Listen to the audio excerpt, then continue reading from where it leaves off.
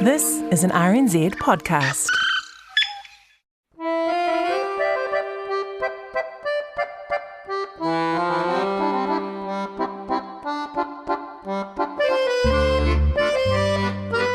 Bonjour mes amis, je m'appelle Ben Strang. I'm the host of RNZ's Paris Essentials podcast, Le Pod de Triomphe, as I'm calling it, the Triumph podcast. It was a tremendous weekend for New Zealand at the Paris Olympics as they come to a close.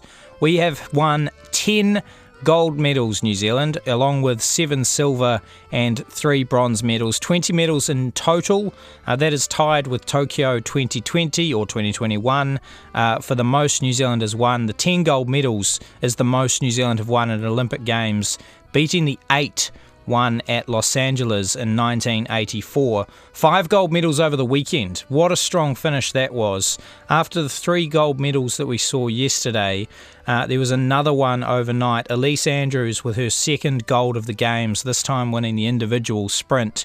She's a superstar. She's only 23 and she's taken this Games by storm. What a tremendous performance from her.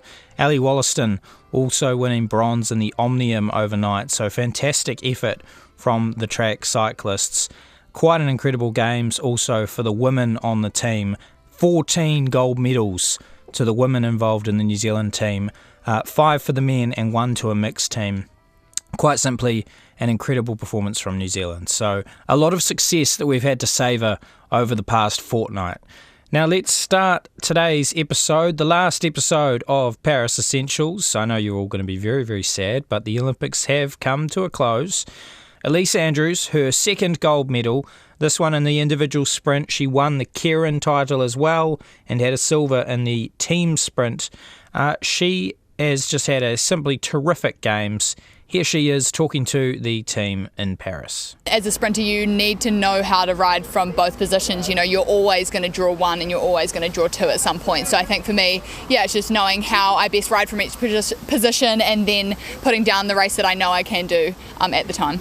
And the week, it was a tough week, 3 medals though. So how did you feel today, and your endurance? Yeah, it was a really tough week, physically and mentally. So I think, today I knew it was the last day. I knew I wanted to give it my all, and so that was what I was focusing on. And how do you feel you came here, you had Tokyo, of course, and the World Championships, but your expectation coming here and now what you've fulfilled? Yeah, this has definitely far exceeded any expectations that I had. Of course, I'm here to do my best and to race for the gold, but to actually go home with 2 is, amazing. And a word about the sprint team and what they've achieved and, your coach and the staff and that? Yeah, our whole team, sprint and the endurance teams have done amazingly. I'm so proud to be part of the wider Cycling New Zealand, but I guess my close-knit group, the sprint team, I'm so proud of us. We put down some amazing performances this week, with the girls winning silver as well. And so, it's been really special for us all. And moving forward, there's, what's the foundation like there? Oh, good, yeah, good. Yeah, I definitely think, room to continue to push forward. What happens with you now? Right now? Celebrate or I'm what? going on holiday. I'm going on holiday and then I'm having a break for a little bit. Well, so what does a sprinter, what does the future hold for you? I mean, you pro tours don't, No way. That's too hard for you? No, track cycling is where it's at for me. I'll be staying on the track. Okay, and so what's next year? When do you get back into it? What are you aiming for? I'll definitely take a few weeks off. I'm looking at going to race in Europe over November, December, so I'll be building back into training for that. And as a 2-time gold medalist, what does this do for your stature and your future and funding and those sorts of things? I think it's incredible. It definitely helps all of those things. I think I'm very proud to have earned this for myself. And the medals, special place for them? Oh, we'll see. I'll have to scope it out when I get home. And that was Elise Andrews talking to RNZ's team in Paris. Simply incredible Games for her. Her dad, John, is actually her coach. He used to be a track cyclist as well. He's attended an Olympic Games. He's won 2 bronze medals in the Commonwealth Games. He knows what it's all about to be an elite athlete. Ingrid Hipkiss caught up with John and his wife, Angela, mum Angela, over in Paris this morning. I always thought thought that it was possible, but it's the Olympics, and so these are the best riders in the world, and everyone brings their A game to the Olympics. So it was definitely, well, I think it was a goal for Elise, but it could have gone, either way on the day. And how do you cope with the stress? Do you get stressed? I do. Mostly, I'm just really happy when she stays on her bike. So that was always a good start. I was just a bit nervous because it's, it's very fast and furious, and so I think as the tournament went on, and I could see that she was really strong and putting herself into great positions. I started to kind of relax and enjoy it more as we went through the week. But it's a long week. It's 7 days of racing. You would have seen your fair share of spills and goodness knows what else in the years leading to this success for her. Yeah, absolutely. I mean, earlier this year was really hard to watch because I was in New Zealand when she crashed in Adelaide. So, it's hard as a parent. It's an extreme sport in some ways. They're riding up to 65, 70k an hour, so it's pretty full on. And what about seeing her up on the podium? What was that like? You had 3 chances to see her up on the podium. Yeah, it was just incredible, and firstly with the team sprint silver, which was in many ways unexpected, but the team were amazing, and they were just I think that they probably surprised themselves a little bit. Certainly, I was surprised, but as we went through the tournament, it became really clear that they were going to be really very competitive, and the silver was fantastic. Absolutely, yes. Okay, I might get you to hand the phone to John now. This is John Andrews, Elise's father and coach as well. So slightly different perspective there. John, do we have you on the line? Yeah, sure. Yes, hi there. So what's it like for you as parent and coach? Super. It's hard to put into words, really, to be honest. Really satisfying as a coach to see all of that planning and work and kind of the leadership that goes into that role, bear fruit and for the whole team, not just for Elise, but the whole sprint team that has really just smashed it out of the park. But as a dad, it's really good to see. It's just amazing to see that kind of joy on your kids' face, and to see them set goals and to smash them, and to just be really humble and a good human while doing it. It's amazing, yeah. And you would have seen firsthand the hard work that went in the lead up, the parts that we didn't see.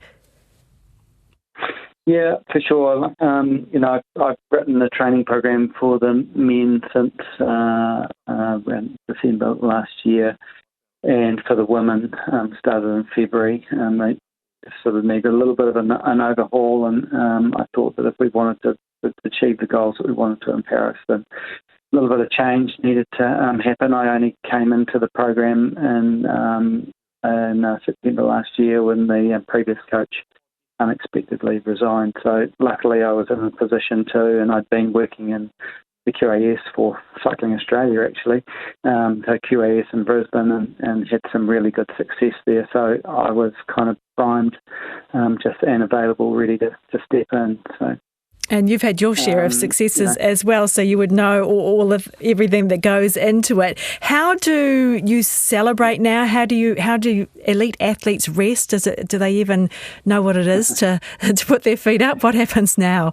Yeah, they do. Like Elise, she knows that she just needs a break. Like she puts so much mental and physical effort into what she's done this week that she's just really looking forward to a break and having a bit of time off, and then before getting fit again to ride Champions League, which is the top, small number of the top athletes in the world compete over 3 weeks in Europe in November.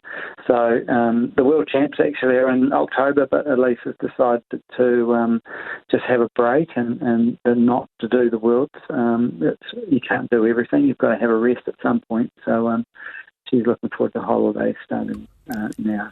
And that is John Andrews and Angela Andrews, the parents of Elise Andrews, who won 2 gold medals and a silver over at the Paris Games. Now, the weekend, a tremendous weekend, like I say, 5 gold medals in it. Lydia Ko, Lisa Carrington had a couple, Elise Andrews with gold, and of course, Hamish Kerr in the high jump, one of the marquee events at the track and field. Here is Hamish Kerr talking to the team in Paris. It's starting to get there, the enormity of what I've done, but at the same time, I think it was just such a special moment last night, and I'm still riding on cloud 9. You've probably shown the gold medal to a few people. Is there someone that you haven't shown it to yet that you're really looking forward to showing it to? Yeah, my parents, for sure. They're back in New Zealand. I've shown it to them on WhatsApp or on FaceTime, but I haven't got home to see them yet, so that's going to be number one priority when I get home. And getting into a jump off is quite a mental challenge. How did you get through that during where everything was going on in the stadium? Yeah, I mean, it's just about going back to your process. I do thousands of jumps a year. We train for those moments, and I think for me, after my qualifying round, that third attempt at 220, where I really had to dig deep, the jump off, we knew I was good for it. We knew that my mental fortitude was there. It was just all about executing the plan that we'd put in place. So yeah, I mean, it was just about trusting that, not trying to create anything new, just rely on the feelings that we have, and that's what I did.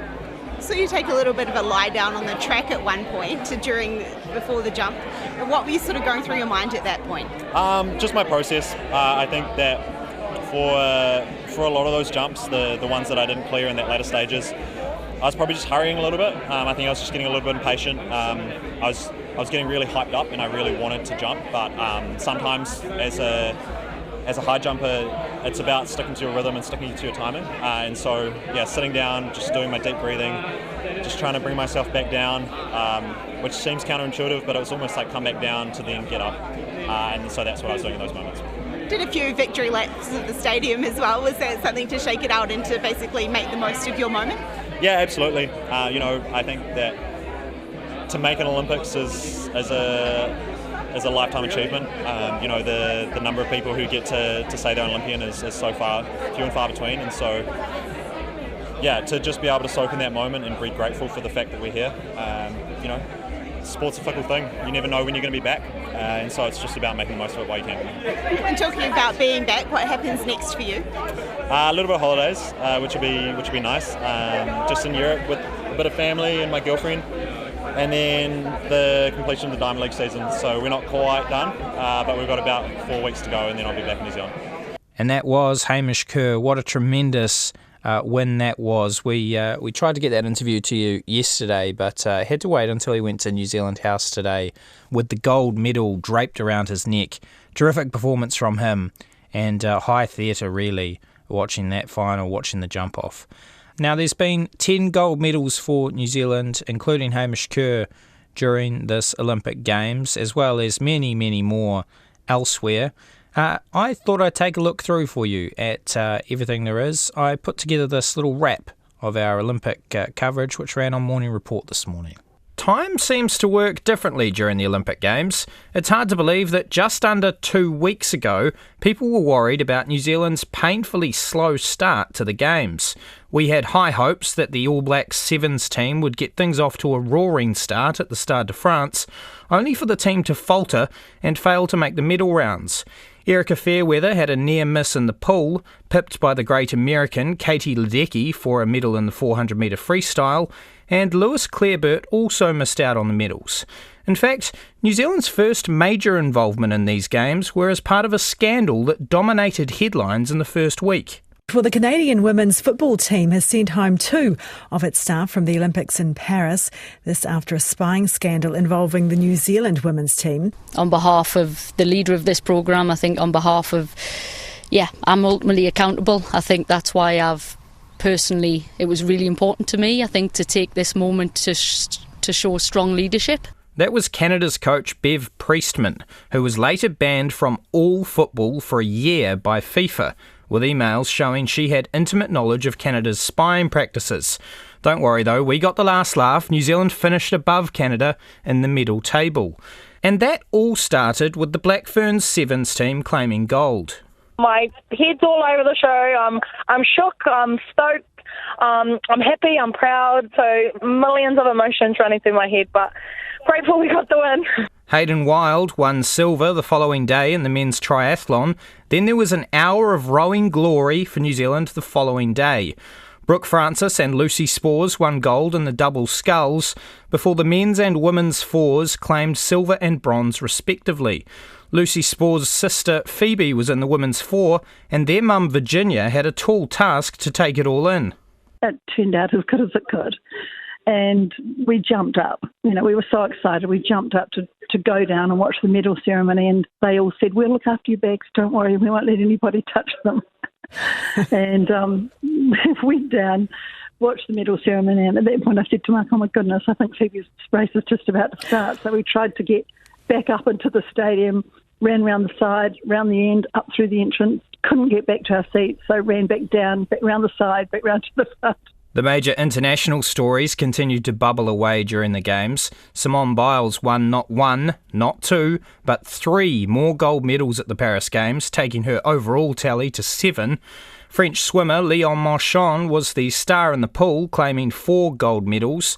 And there was also the controversy over Algerian boxer Iman Khalif, who went on to win gold after her gender was wrongly called into question. Here in New Zealand, the focus turned to Finn Butcher when he shocked most by winning gold in the new kayak cross format, described as a demolition derby on the water or BMX racing while trying not to drown. It's pretty crazy actually, yeah. It's funny, just on the way here, we're on the metro, and man, if I whip this thing out of my jacket, it was just like mayhem. So yeah, try to keep it hidden on the streets, but yeah, it's pretty crazy. And then the floodgates opened. The K4 500 team of Olivia Brett, Alicia Hoskin, Tara Vaughan and the great Dame Lisa Carrington took a victory just hours before Elise Andrews won the Keirin title at the Velodrome. I mean, it's pretty incredible to be able to even execute the race that we wanted to do, which we managed to do in the toughest moment. So, yeah, it's an amazing feeling. I feel like that's pretty insane. Those are the kind of things that are so special, and those are the sort of things that will take a long time to process and a long time to sink in. Alicia Hoskin and Lisa Carrington would add to their tally the next day, winning the K2 500 title. And then Carrington would go again overnight Saturday, during New Zealand's most successful day at any Olympic Games. Dame Lisa won the K1 500 title, her 3rd gold of the Games and her 8th all-time, drawing her level with Usain Bolt for 8th most all-time in the Olympic Games. She then suggested she might go again in Los Angeles. It's been so rewarding to push myself and push the team, keep demanding excellence, and it's been an incredible. This week's been awesome, but really it's been many years of building, and then with this team, the last 3 years have been amazing. Have you got enough golds yet, or are you still hungry for a couple more? Yeah, I mean, after this week, you kind of think, well, it's quite enticing to keep going, but I'm just kind of getting on the plane on Monday to go home and get my feet on Aotearoa and settle down. It would be nice. Then came Lydia Ko, winning the women's golf tournament and completing the set of medals. Silver in Rio in 2016, bronze at the 2020 Tokyo Games, and now gold in Paris. I really wanted to do well here this week because internally I knew that this is my last Olympics. I just didn't want to go publicly saying it and make it like a bigger deal. And having this opportunity going into today, tied for the lead, I knew this was literally a once-in-a-lifetime opportunity, so I didn't want to let that chance go. And then, of course, Hamish Kerr completed a golden day, winning the men's high jump in a thrilling jump-off. It was an amazing thing to be a part of. Being in Tokyo and seeing Barsham and Tamberi share theirs was such a special moment. But I think that, as competitors and as people who want to continue the sport's history and legacy, both me and Shelby decided that it would be cool to see what happens if we actually try to play it out. So that's what we did. And yeah, it was an amazing competition, and I'm pretty happy that it ended when it did because we were getting pretty tired. But at the same time, it was just such a special moment. And then the cherry on top. On the final day of competition, Ellie Wollaston grabbed bronze at the Velodrome in the women's Omnium, her second medal of the Games, and Elise Andrews grabbed her second gold and her third medal overall of the Games with victory in the individual sprint. Today I knew it was the last day, I knew I wanted to give it my all, and so that was what I was focusing on. Yeah, this has definitely far exceeded any expectations that I had. Of course I'm here to do my best and to race for the gold, but to actually go home with 2 is amazing.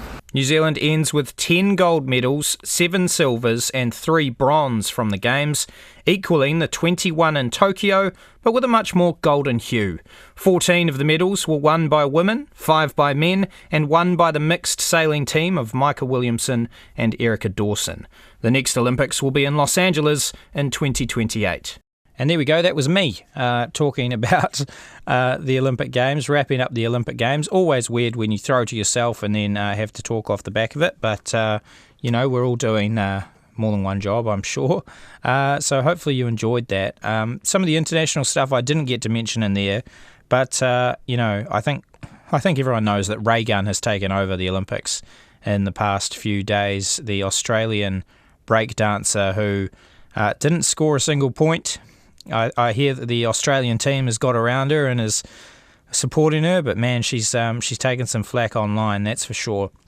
I would say this, when you're introducing a new sport and people aren't even sure if it's a sport in breaking, it's a shame in some ways that the only thing people will remember of breaking being at the Olympic Games was Ray Gunn's performance. I think, unfortunately, it's not coming back to Los Angeles and it's probably doomed as an Olympic sport off the back of that. But very interesting that it was part of the Games. Let's go back to how the New Zealand team has done. Jimmy Ellingham is hosting First Up today. Nathan taking a well-deserved break. He caught up with Raylene Castle, head of Sport New Zealand, to talk about the performance of the New Zealand team. There's no doubt our athletes over here have worked really hard to get to an Olympics and to Paris, and then for their dreams to come true is amazing. And it's not just the amazing athletes, it's all the support staff and teams that go around them as well. So, yeah, really proud. You're in Paris, and it's hard to pick a favourite, isn't it? But has there been a particular event or events that you've enjoyed watching the most? Oh, I mean, I think, as you said, it is really hard to pick. And I suppose someone asked me that yesterday, and I said it's a bit like trying to choose your favourite child, really, which is, not something that you try and do. But I think there's been a couple of incredibly special performances. Lisa Carrington's 3 golds in 3 days is, with her teammates is just truly special. That's amazing. The 3 medals that were won yesterday, Hamish Kerr, Lydia Ko, who, had put it on her list to try and close out that triple set of gold, silver and bronze was just absolutely incredible. So, yeah, they've just been amazing. And probably, the ones you probably don't quite expect, which are Maddie Weshke and the shot putter, was just an amazing performance. And not only have they been great in their performances, but the way they've conducted themselves as outstanding New Zealanders has been awesome. And it's great for us to get to watch new heroes in a way, isn't it? But has this Olympics surpassed expectations for you? Yeah, it's always difficult because you sort of have a range where you think it might get to from a medal perspective. So, it's all performances on the day, what other competitors do can make a difference, obviously. But this is certainly at the top end of medal expectations that we had. What was the expectation going into this, Raylene? There was a broad target of 13 to 18, and that was what we were working to, and certainly hoping to get to 13. And then as we surpassed that, we sort of started to smile a bit and wonder where we could get to. So, and this is the most gold medals New Zealand's won at a single Olympic Games, and most of them have been from women. Why are women in sport so strong in New Zealand right now? Well, actually, we were just having that conversation, really, I think, over the last couple of weeks as to why that is, why specifically. There's no doubt there's been some focus on ensuring that women have opportunities, not only in the high-performance arena, but in the community arena as well. I think some of that's paying dividends. I think we've got generational athletes like Lisa Carrington that when they're delivering, 3 gold medals in an Olympics, that makes a huge difference. So it's exciting for everyone involved, and we're really proud of the way the ladies have performed. We've won medals across a pretty large spectrum of sports, as you've alluded to. There's canoeing, cycling, high jump, rugby sevens, triathlon, all sorts of things. What part did Sport New Zealand play in that? So tell us a bit about your strategy from your end and how you fund people. Yeah, so Sport New Zealand, High Performance Sport New Zealand is directly where the funding comes from government. Government give us an amount of money to invest into trying to generate outcomes inspiring New Zealanders from a inspirational point of view, and I certainly think the results have done that over the last couple of weeks. We work with the national sports organisations who have the athletes for a very long period of time, and from through the years, and invest helping them develop, whether it's through actually financial support, whether it's through strength and conditioning, physio, psych, all of those different elements, nutrition, of what it takes to bring an athlete together, coaching.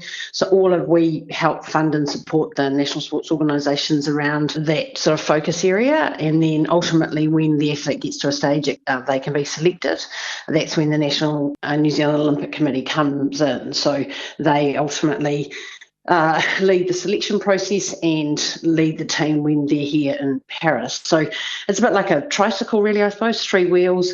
We all need each other. Ultimately, the money from government plays a big role. National Sports Organisation looking after the athletes on a day-to-day basis, and then the NZOC when they're here in Paris, making sure they provide an environment that athletes can be successful in. How does a performance at a particular Olympics affect the athletes and how they'll be supported going from here? So, say the gold medal winners, what changes, if anything, for them? Not too much, really. They have a level of support which they get from High Performance through the NSO. We've just increased that base level of funding up to from $35,000 to $50,000 as a performance grant, and then in a developing grant at $25,000 a year. So that's the base level support. And then the NSO we'll have discussions with the NSOs when we get home from Paris to look at the campaign funding they'll receive over the next 4-year period, depending on what their prospects look like. Now, you've worked over in Australia and they always do well as they are this time on the medal table. What is it that they do so well? They've dominated the swimming, for example. They just seem to get it so right at the Olympics, don't they? Yeah, that's right. I mean, and people will say that the same thing about New Zealand and canoe racing. It's the Canoe Racing New Zealand just got named the most successful canoe team in the world over the last couple of days because of the results. So you do tend to find clusters. They attract young people that want to be successful. They think, I might give that canoe racing a go, or I want to give swimming a go. Australia's certainly been very successful in swimming over an extended period of time. So you tend to have really good high performance systems. You have really good coaching, good support, good physios, coaching. All of those things come together. So I think sometimes success attracts success, and certainly from an Australian point of view, they've done that in swimming. But I would argue also that certainly in canoe racing, New Zealand's done that with Canoe Racing New Zealand. Can we to Australia and perhaps we can train their canoeists or something like that? Will arrangements like that be possible? It does